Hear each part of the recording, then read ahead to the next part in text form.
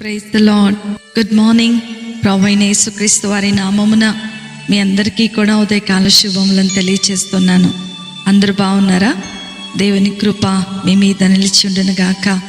నా ప్రియమైన దేవుని బిడ్డలారా, యేసుతో అనుదిన ఆత్మీయ ప్రయాణం నాతో పాటు కొనసాగిస్తున్నటువంటి నా ఆత్మీయమైన సహోదరి సహోదరులందరికీ కూడా ప్రభు పేరట శుభములను తెలియచేస్తూ ఉన్నాను. ఈ ఉదయకాల సమయము దేవుని మాటలో మనలను ఆదరిస్తుండగా దేవుని స్తోత్రాలు చెల్లిద్దాం, దేవుణ్ణి స్తుతిద్దాం. నేటి దిన వాక్యము మత్తయి సువార్త 14వ అధ్యాయము 28వ వచనము. పేతురు, ప్రభువా, నీవే అయితే నీళ్ళ మీద నడిచి నీ యొద్దకు వచ్చుటకు నాకు సెలవిమ్మని ఆయనతో అనెను. నా ప్రియమైన దేవుని బిడ్డలారా, ఈ చదవబడినటువంటి లేఖన భాగము మనందరికీ కూడా సుపరిచితమే. అది 4వ జాము, అంటే తెల్లవారుజాము, ఇంచుమించు 3 నుంచి 6 గంటల మధ్య సమయం. యేసు ప్రభువు శిష్యులు నావలో ప్రయాణం చేస్తూ ఉన్నప్పుడు అది గాలి చేత కొట్టబడి వెళ్ళిపోతూ ఉంది. దరికి దూరముగా ఉన్నప్పుడు ఆ సమయంలో ఎవరో నీటి మీద నడుచుకుంటూ వారిని రక్షించటానికి వస్తున్నట్లుగా వారు గమనిస్తారు. రక్త మాంసములు గల మనుష్యులు నీటి మీద నడవటం అస్సలు సాధ్యము కాదు. ఒకవేళ గనక మనము నిజ జీవితంలో ఇప్పుడు ఎవరైనా నీళ్ళ మీద నడుస్తున్నారు అనంటే వాళ్ళు ఖచ్చితంగా మనుషులైతే కాదు, వాళ్ళు భూతాలే అని మనం అనుకుంటూ ఉంటాం.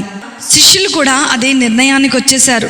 వారు భయంతో వణికిపోతున్నారు, కేకలు వేస్తున్నారు. అయ్యో, భూతం భూతం మమ్మల్ని ఇంకా సమీపించేస్తుంది అని వారు కేకలు వేస్తూ ఉన్నప్పుడు యేసు ప్రభు వారు ఒక మాట అంటున్నారు, భయపడవద్దు, నేనే అని యేసు ప్రభు వారు చెప్పారు.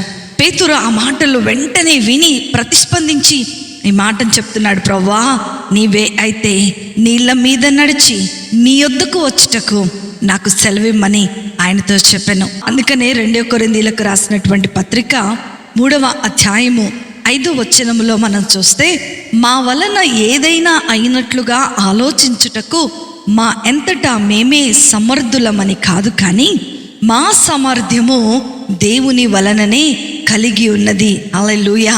మన సామర్థ్యము ఎవరి మూలాన కలిగి ఉన్నదండి? దేవుని మూలానే కలిగి ఉన్నదని అపోస్తలుడైన పౌలు కొరింథీ సంఘానికి రాస్తూ ఉన్నాడు. యేసు ప్రభువారు రమ్మన్నప్పుడు ఆయన మీద చాలా విశ్వాసం ఉంచాడు పేతురు. కానీ అది పరిపూర్ణమైనటువంటి విశ్వాసము కాదు. పేతురు నీటి మీద నడుస్తూ ఉన్నాడు. ఆయన దృష్టి యేసు ప్రభువారి మీదనే ఉంది. ఎప్పుడైతే ఆయన దృష్టి యేసు ప్రభువారి మీదనే ఉందో అప్పుడు యేసు ప్రభువారి వలె ఆయన కూడా నీళ్ళ మీద నడవగలుగుతూ ఉన్నాడు. ఇంతలోనే పేతురు దృష్టి గాలి వైపుకు మళ్ళింది. నీటిలో మునిగిపోతూ రక్షించు ప్రభువా అని కేకలు వేస్తూ ఉన్నాడు. ఇక్కడ గాలి లోకానికి సూచనగా ఉంది. మన దృష్టి లోకము వైపుకు మళ్ళిందంటే పాపములో మనము కూరుకుపోయి మనము ప్రాణాలు కోల్పోయే పరిస్థితిలోనికి వచ్చేస్తూ ఉంటాం. అసాధ్యమైనటువంటి కార్యాలు కూడా మన జీవితంలో సుసాధ్యపరచగలిగినటువంటి దేవుణ్ణి మనము కలిగి ఉన్నాం. నా ప్రియమైన దేవుని బిడ్డ, ఈ ఉదయకాల సమయంలో ప్రభువు నిన్ను రక్షించటానికి, ప్రభువు నిన్ను కాపాడటానికి, ప్రభువు నీ జీవితంలో అద్భుతమైన కార్యాన్ని జరిగించటానికి, నువ్వెన్నడూ కూడా చేయలేనటువంటిది, నీవు భౌతికంగా కాదు, శారీరకంగా కాదు, ఆత్మానుసారంగా కాదు, నువ్వెన్నడూ కూడా చేయలేనటువంటి కార్యాలను ప్రభువు నీతో చేయించగలిగిన సామర్థ్యము కలిగిన వాడు. ఈరోజు నేను గాలి వాన చేత కొట్టబడుతున్నాను ప్రభా, నా జీవితంలో ఆదరణ లేదు ప్రభా, నాకు సహాయము చేయటానికి ఎవరూ లేరన్న భయంకరమైన పరిస్థితిలో ఒంటరితనంలో నీవు ఉన్నావేమో. ప్రభు నీతో మాట్లాడుతున్నాడు. నా వైపుకు నువ్వు చూసినట్లయితే, నా యందు సంపూర్ణమైన విశ్వాసమును ఉంచినట్లయితే నీ సమస్యలో నుండి బయటకు తీసుకురాగలిగిన సామర్థ్యము కలిగినటువంటి దేవుడును. అదే నా మాట వినుకోకుండా ఈ లోకపు మాటలను వినుకుంటూ ఈ లోకము వైపుకు నువ్వు చూచినట్లయితే ఆ యొక్క భయంకరమైనటువంటి శ్రమలో నీవు కూరుకుపోతావు. ఈ ఉదయ కాల సమయంలో ప్రభువుని ఎన్నిక చేసుకోవాలనుకుంటున్నావా? లేకపోతే లోకములోనికి వెళ్ళిపోయి నీ జీవితాన్ని కోల్పోవాలని నీవు అనుకుంటున్నావా? నిర్ణయం నీ చేతిలోనే ఉంది.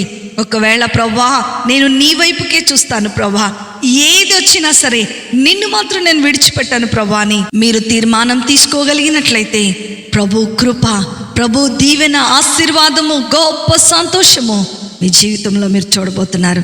అట్టి కృపా, ధన్యత, ఆశీర్వాదము వాక్యం వింటున్న దేవుని పిల్లలైన మీ అందరికీ ప్రభు అనుగ్రహించును గాక. ఆమేన్. ప్రార్థన చేసుకుందాం.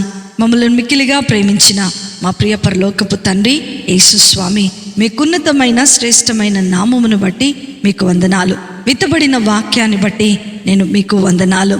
ప్రభా, మేమన్ని వేళలా కష్ట సమయంలో, నష్ట సమయంలో, బాధలో, సంతోషంలో, వేదనలో, దుఃఖంలో, ఆనందంలో కూడా నాయనా నీ వైపుకు మాత్రమే చూస్తూ ముందుకు కొనసాగే వారముగా ఉండినట్లుగా మీరు మమ్మలను దీవించండి. నీ కృపా కనికరములు వాక్యం వింటున్న ప్రతి బిడ్డ మీద కుమ్మరించి నీ శాశ్వతమైనటువంటి కృపను అయా మీరు వారికి అందించండి.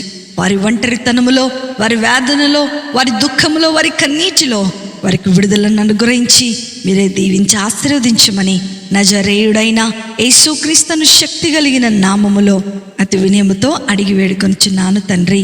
ఆమేన్, ఆమేన్, ఆమేన్. ప్రభు మిమ్మలను, మీ కుటుంబాలను దీవించునుగాక. ప్రేమతో మీ సహోదరి శిల్ప జోసెఫ్.